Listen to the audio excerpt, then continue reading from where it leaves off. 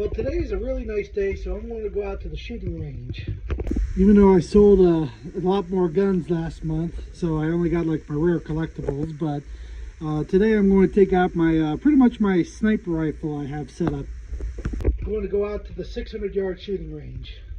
A lot of people think you need really expensive or high-end rifles to shoot long range. You really don't. It's how you set it up and learning the science for shooting long range. That's what's hard. You know, there's a lot to it, which I'll explain today. But I want to start off with the rifle first. It's just a cheap Savage 223 Remington bull barrel with a 1 to 10 twist rate, which I'll explain why, about twist rates and stuff later on, and like the bull barrel and things like that.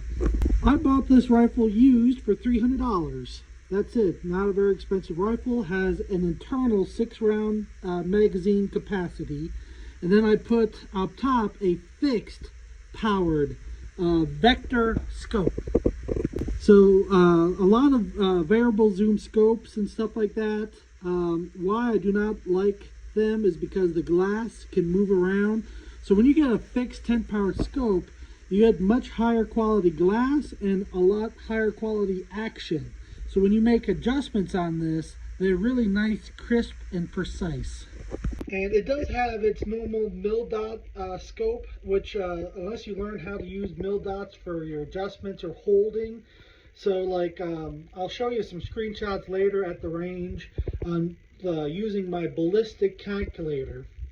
But what the idea is, mil dots is basically at so many, you don't have to adjust the scope. You can just hold your elevation and your wind and fire off that round. So there's a lot of science for shooting long range. Besides, you got your ammo temperature, barrel temperature, you got your spin on the round, because as the round goes down range, depending on the rate of spin, the spin drift will vary. Bullet coefficients, that's basically the air drag of the round itself as it's going down range. If you have a round with poor ballistics or coefficients, the round will drop faster because it has more of an air drag behind it. So that's why they make rounds that are bow-tailed, so the tail of the round is bowed, so it decreases that drag, so you have better bullet coefficients and things like that.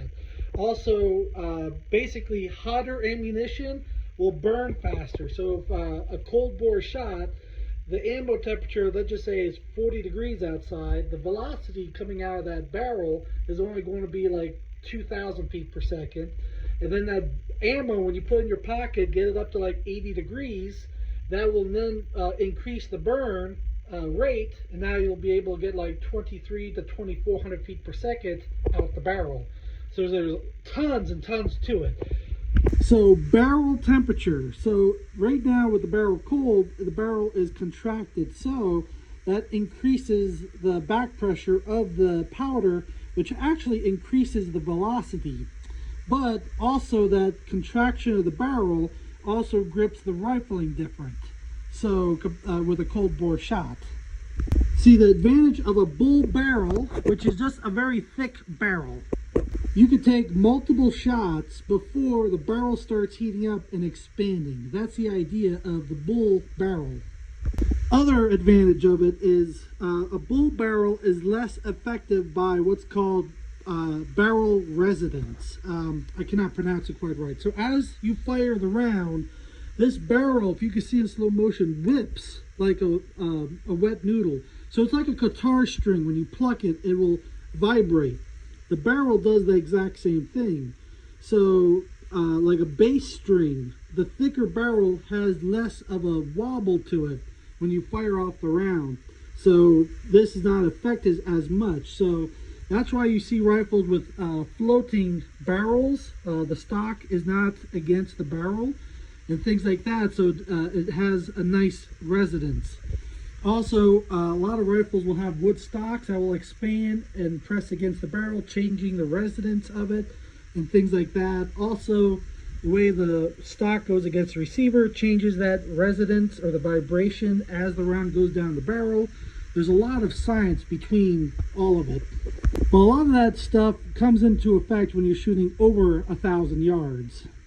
You also, when you clean the rifle, you have to worry about the crown, which is just the rifling at the tip, because this is the most important, because as soon as that round starts exiting the barrel, if you have like the cleaning rod rubbing up to one side, the gases will start coming out that side first, besides the rest of it, and give at the last second a little push to one direction or the other. So that's very important when you clean the rifle, which is not very often, to keep it nice and straight and off the rifling of the barrel as you're cleaning it.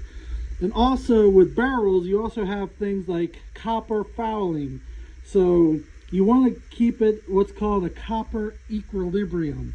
So the first 200 rounds, this barrel is going to get really fouled out by copper from the rounds and carbon and stuff like that. So from 200 rounds to like 3,000 rounds, it will plateau and stay the same conditions. So like I've shot 1,000 rounds through this rifle so far, and I still haven't cleaned it, and I don't need to until about 3,000 rounds. The copper equilibrium, it will start getting fouled out really bad with copper. So then I will have to clean it, have to run 200 rounds through it, get back to its copper equilibrium. And then you have other outside effects. You got air temperature, air density, moisture in the air. You also have things like the wind that always changes. You have updrafts, downdrafts, which direction you're facing from the wind, because like if I have a wind from left to right, the spin drift will be affected differently the way that round is spinning. So you can look up on YouTube videos and more detailed of these kind of things I'm talking about.